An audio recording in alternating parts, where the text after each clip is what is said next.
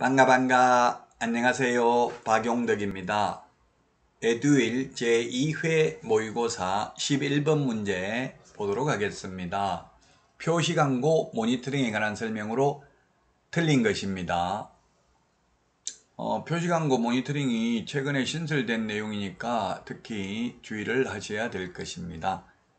자, 틀린 것인데 1번 개업공개사는 의뢰받은 중개사물에 대하여 표시광고를 하려면 중개사물 개업공개사에 관한 사항을 명시해야 됩니다. 2번 개업공개사는 중개사물이 존재하지 않아서 실제 거래할 수 없는 것, 즉 허위매물, 가짜매물, 미끼매물, 낚시매물 올리면 500만원 이하의 과태료고요.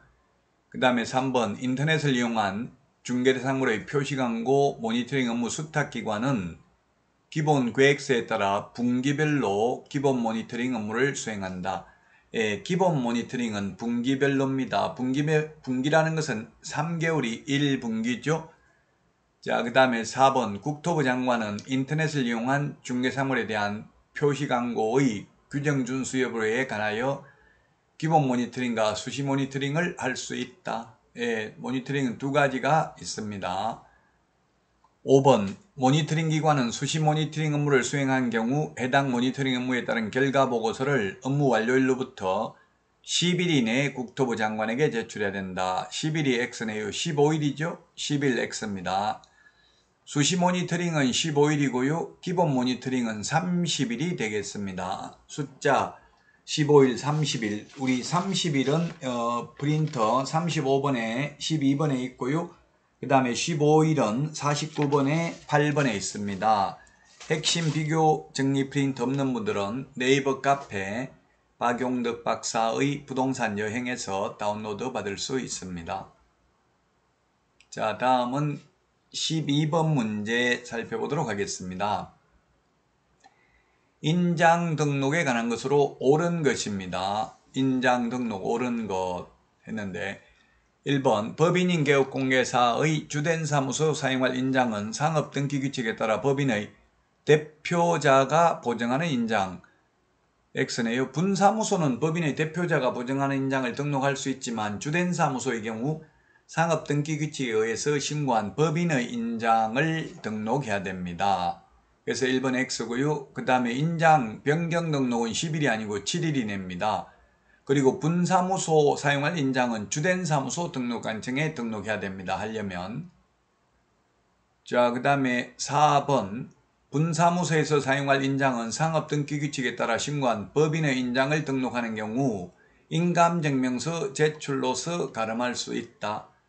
그렇습니다. 법인은 법인 인감도장이어야 하니까 법인 인장 등록은 인감증명서 제출로 가름합니다. 개인의 경우에는 7mm 이상 30mm 이내의 실명도장을 찍어서 제출하면 되겠죠. 5번 개업공개사 인장 등록은 등록 신청 시 할 수 없다 했는데 등록 신청 시 할 수도 있고 소속공개사 고용신고하면서 해도 되고 별도의 인장 등록 신고서에 의해서 인장 등록을 해도 됩니다. 따라서 인장 등록하는 방법은 세 가지 방법이 있습니다. 등록 인장 변경 등록은 한 가지죠. 자, 다음은 13번 문제입니다. 휴업 폐업에 관한 설명으로 틀린 것입니다. 휴폐업에 대해서 틀린 것. 1번 개업공개사가 3월 초과하여 휴업을 하려는 경우에 등록관청에 미리 신고해야 된다. 그렇습니다. 휴업, 폐업은 다 사전 신고입니다. 3월 초과죠? 이상이 아니고요. 임신 출산은 6개월 초과하여 휴업할 수 있습니다. 자, 그 다음에 휴업기간 변경 신고하려면 중개사무소 등록증을 첨부해서 제출해야 된다. 이게 X네요. 첨부할 수가 없죠. 이미 휴업 신고할 때 반납했기 때문에 또 첨부할 수 없습니다. 그래서 3번이 틀린 정답이 되겠습니다.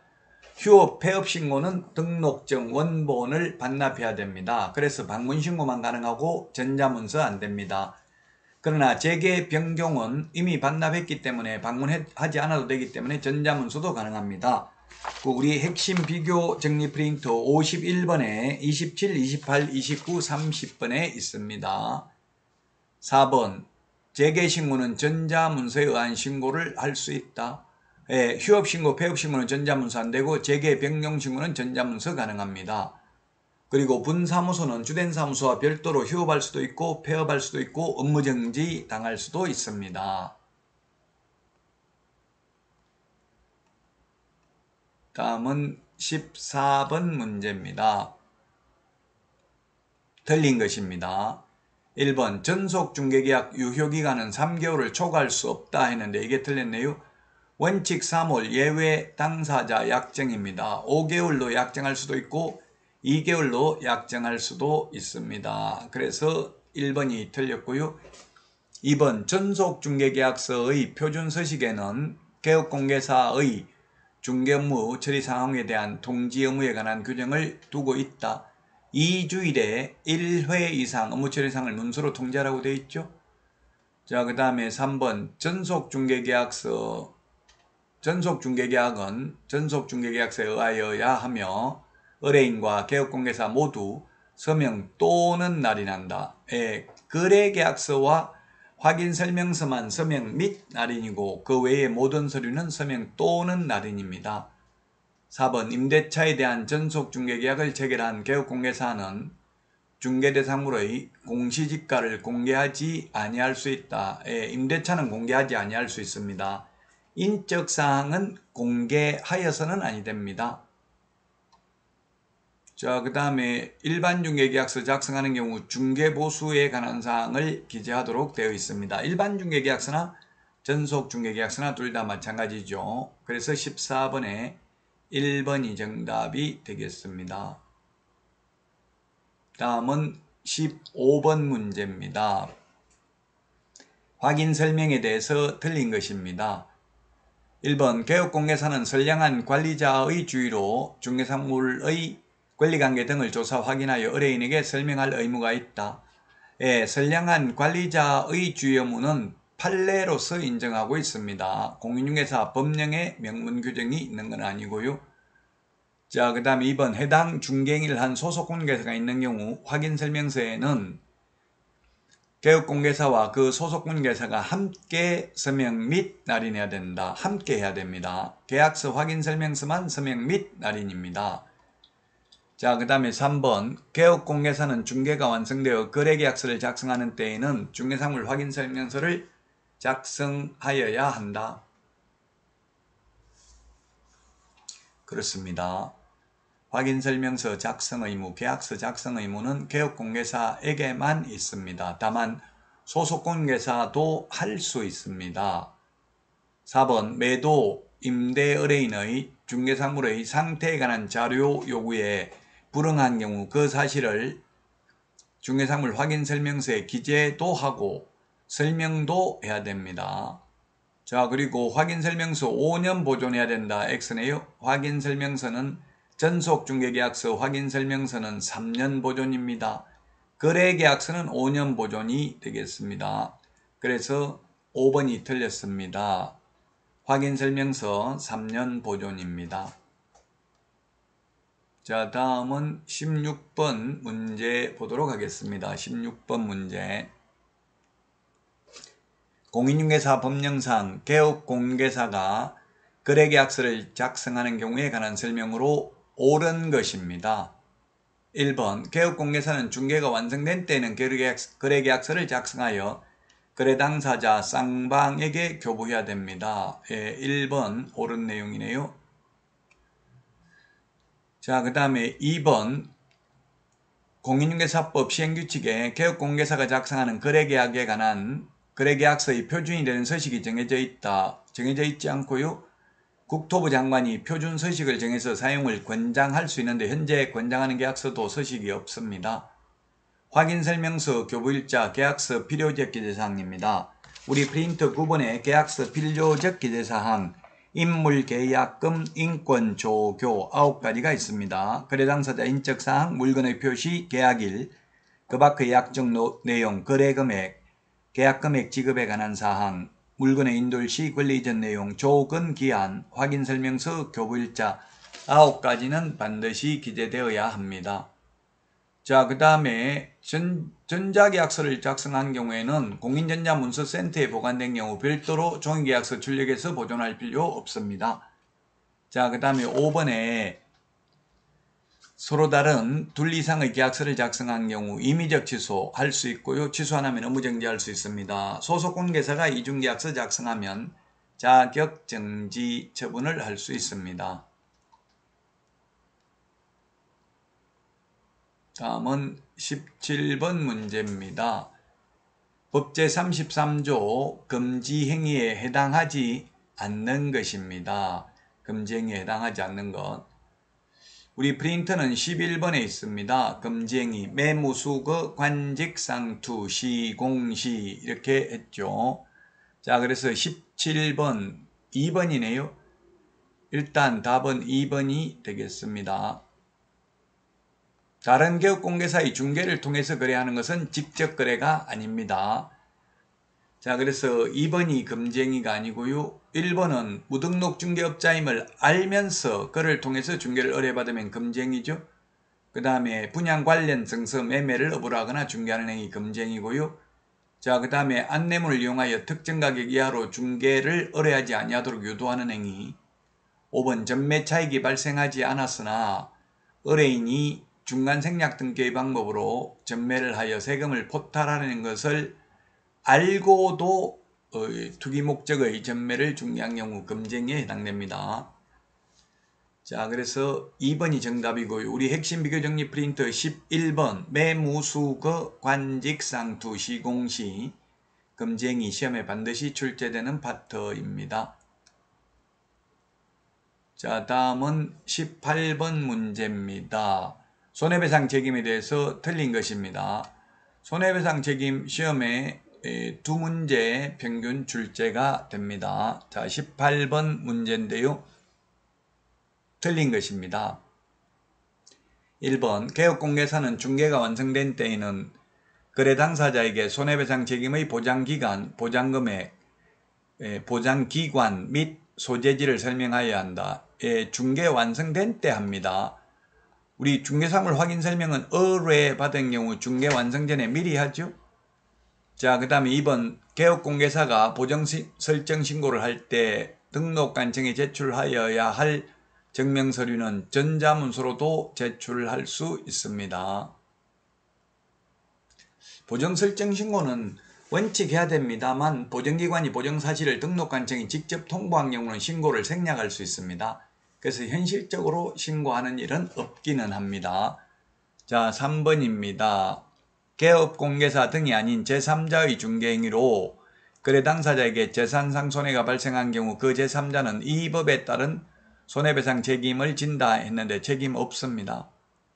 왜냐하면 이게 이 법에 의한 손해배상이라는 것은 보험금, 공제금을 받을 수 있는 경우를 말하는 거거든요.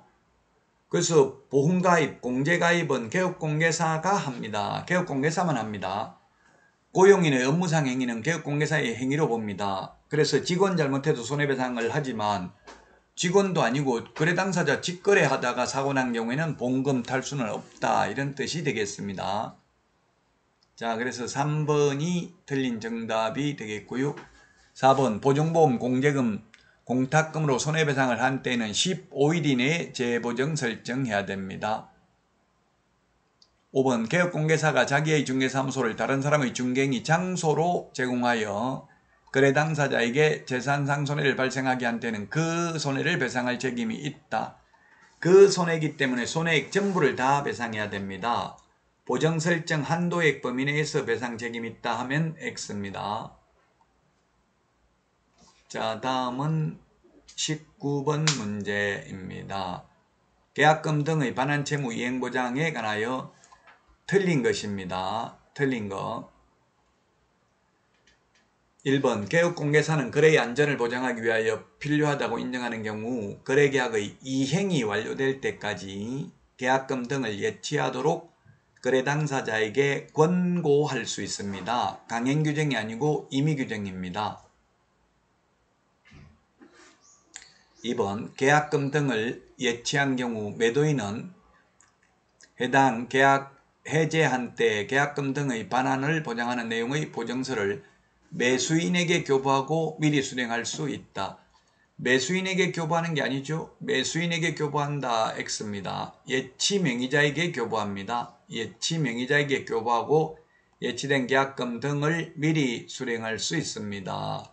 그래서 2번이 틀렸고요. 3번 보험업법에 따른 보험회사는 계약금 등의 예치 명의자가 될 수 있다.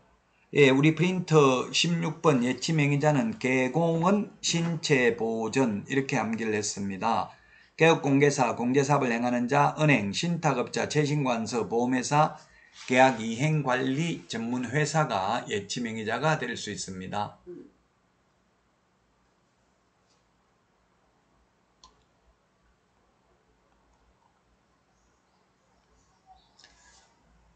자, 다음은 4번 개업공개사는 거래 당사자에게 공인중개사법에 따른 공제사업을 하는 협회 명의로 계약금 등을 예치하도록 권고할 수 있다.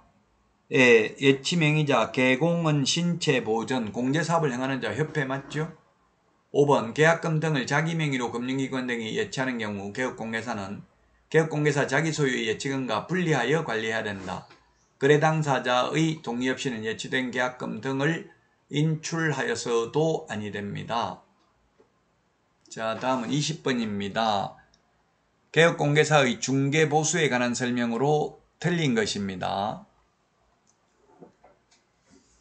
1번 중개상물의 권리관계 등의 확인에 소요되는 실비를 매도, 임대, 의뢰인으로부터 받을 수 있습니다.